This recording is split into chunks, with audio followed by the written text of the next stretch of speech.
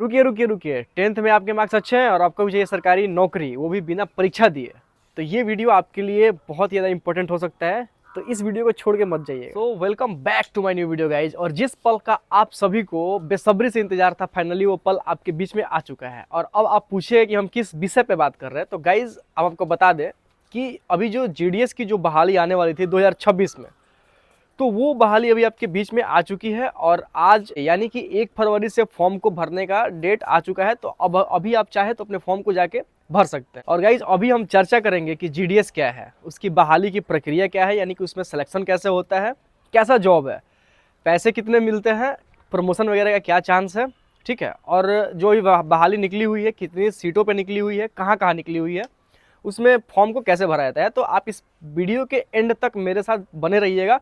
और एंड तक जाते जाते आपके मन में जितने भी सवाल चल रहे होंगे ना, सारे सवालों के जवाब अपने आप मिल जाएंगे। तो वीडियो को पूरे लास्ट तक जरूर देखिएगा। और हाँ, तो आपके मन में कोई भी प्रश्न हो या कोई भी क्यूरीज वगैरह हो तो डिस्क्रिप्शन में मेरा इंस्टाग्राम का लिंक मिलेगा, या फिर आप कमेंट बॉक्स में जाकर अपने क्वेश्चन को ड्रॉप कर सकते हैं।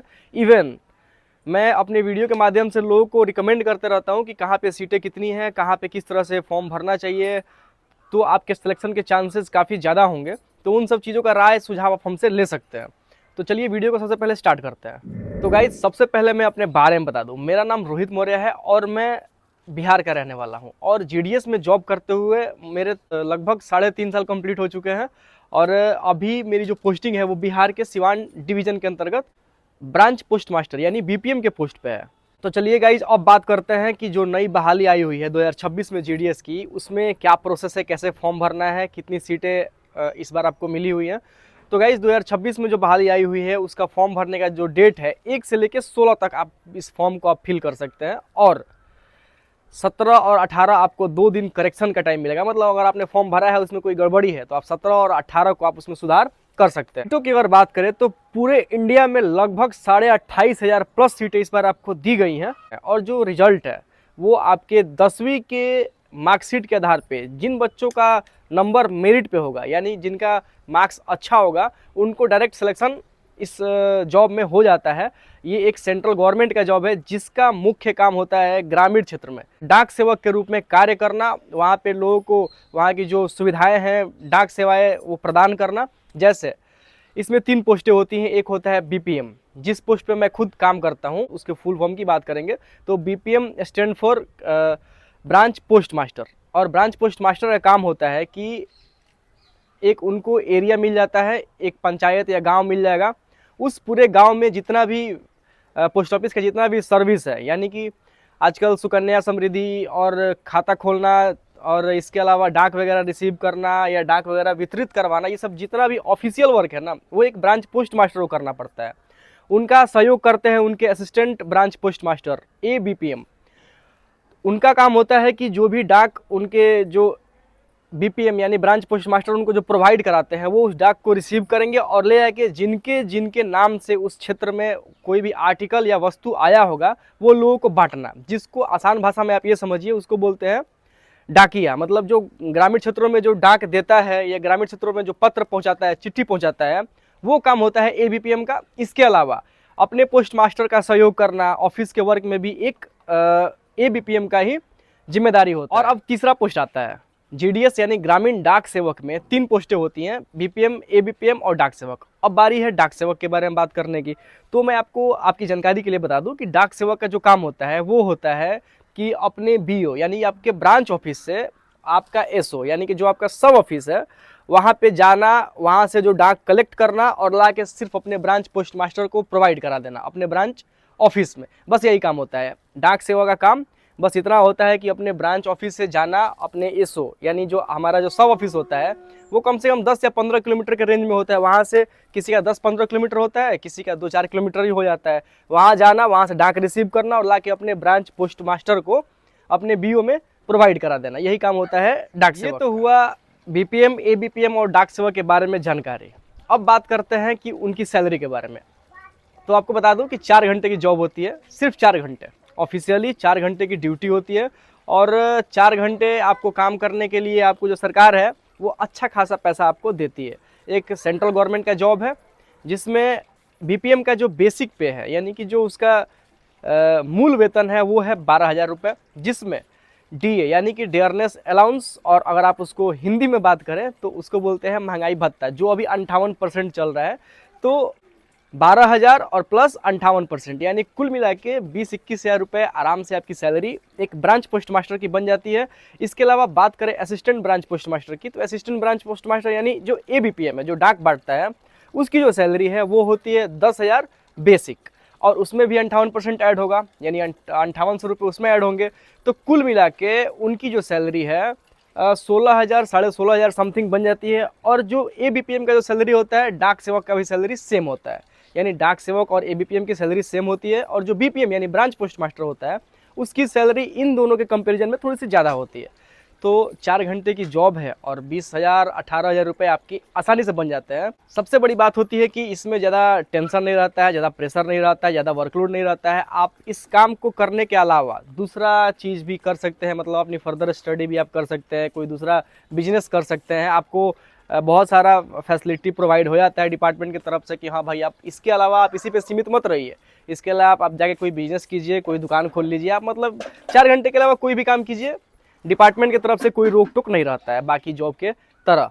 तो एक अच्छा ऑप्शन है, आप इसके बारे में सोच सकते हैं, आप इस जॉब को पकड़ने के बारे में सोच सकते हैं, इस जॉब को करने के बारे में सोच सकते हैं, जो आपको एक फाइनेंशियल हेल्प करेगा, मतलब आपको पैसे की दिक्कत नहीं होगी। खास करके जो हमारे उम्र के जो बच्चे हैं, यानी 20 से लेके 25-26 तक के जो इनिशियल स्टेज में जो बच्चे स्ट्रगल करते हैं पैसे वैसे को लेके, जो मिडिल क्लास फैमिली के बच्चे होते हैं, लोअर मिडिल क्लास के फैमिली के बच्चे होते हैं, तो उनके लिए एक अच्छा ऑप्शन है कि आप इस जॉब को पकड़ लीजिए, साथ में अपनी पढ़ाई लिखाई को कंटिन्यू रखिए, ताकि भविष्य में आप किसी अच्छे पोस्ट को प्राप्त कर सकें।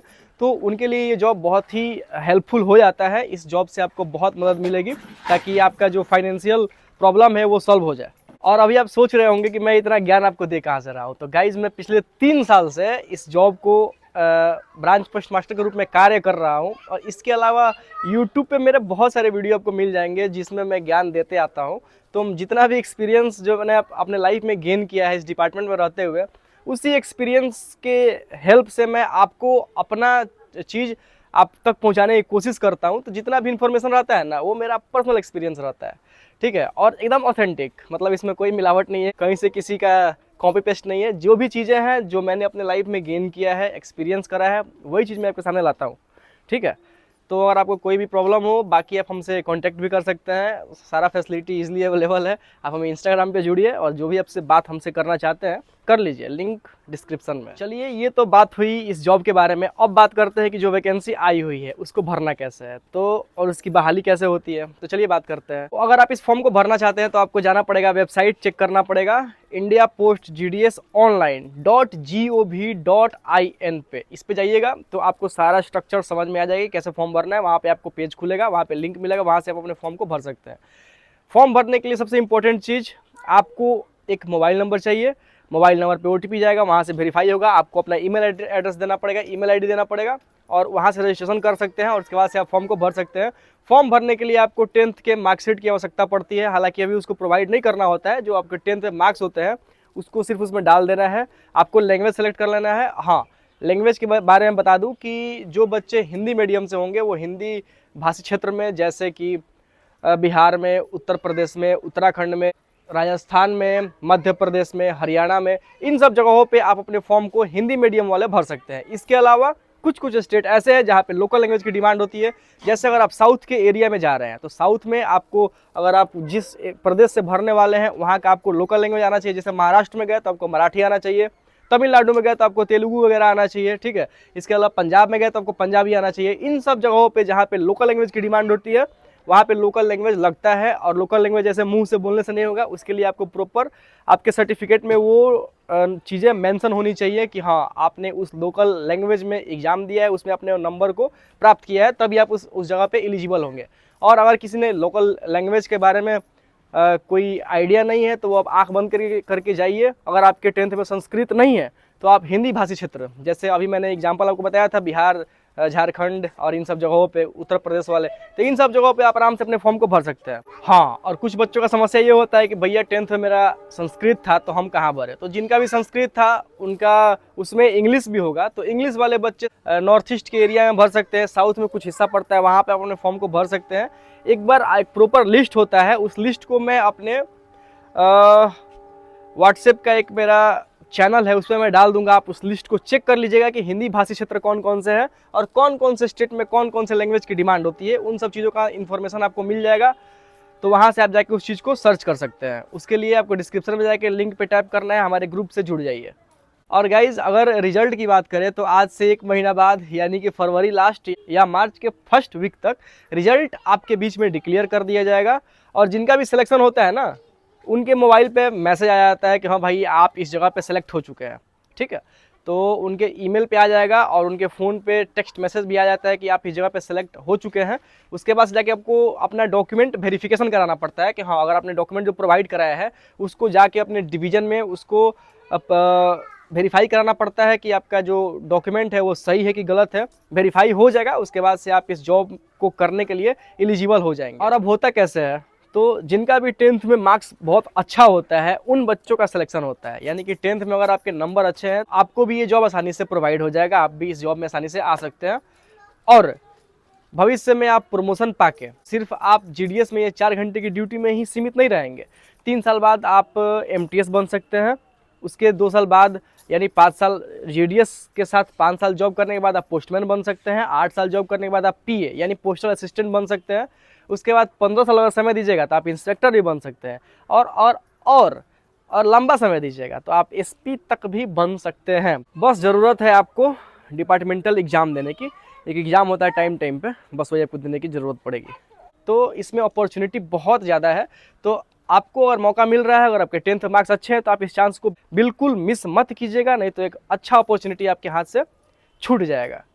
चलिए, वीडियो को बहुत लंबा ना खींचते, उसको यहीं पे करते हैं ख़त्म। बाकी वीडियो लगातार हमारी आपके बीच में आती रहेंगी। तो अगर आप चैनल पर नए हैं तो चैनल को जाकर सब्सक्राइब कर लीजिएगा। कोई भी आपके समस्या या कोई भी प्रॉब्लम हो आप जाए कमेंट बॉक्स में ड्रॉप कीजिए, हमारे इंस्टाग्राम से जुड़िए। और जो भी आपके सवाल आपके मन में चल रहे हैं GDS से रिलेटेड, यानी ग्रामीण डाक सेवक, इंडियन पोस्ट से रिलेटेड कोई भी आप सवाल आपके दिमाग में चल रहे हैं, तो आपको घबराने की ज़रूरत नहीं है। आपका भाई आपके लिए तैयार है आपका मदद करने के लिए। हमसे जुड़िए और जो भी आपके सवाल हैं हमसे पूछिए, हम हमेशा आपके मदद करने के लिए तैयार बैठे हैं, जैसा विगत 3 सालों से करते आ रहे हैं। तो चलिए, वीडियो को यहीं पे करते हैं समाप्त। मिलते हैं अगले वीडियो में बहुत जल्द। तब तक अपना ख्याल रखिएगा।